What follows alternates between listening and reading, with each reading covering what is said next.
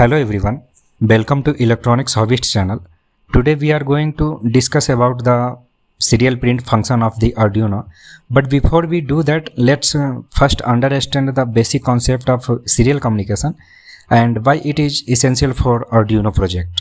Serial communication is a method of sending data between two devices where information is transmitted one bit at a time in a specific sequence.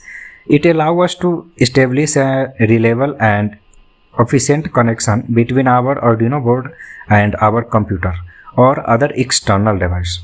To better understand the serial print function, let's open the Arduino IDE. In our previous video, we used the Arduino IDE on a computer, but today we will be opening it using an Android device. We will start by declaring a variable named I and assigning an initial value of 0 to 8. Here we have the setup function where we initialize the serial monitor by calling serial begin 9600. This sets the baud rate of the serial monitor to 9600 beats per second. Then we have the loop function, which is executed repeatedly. Inside the loop, we increment the value of I by 1 using the I++ statement. After that, we use the serial print function to print the text value of I followed by the current value of I using serial print.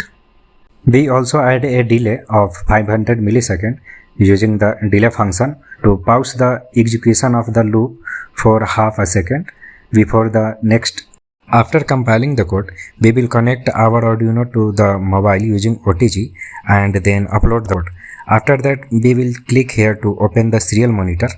Now we will able to see that the value of the integer variable I is incrementing automatically in every 500 milliseconds.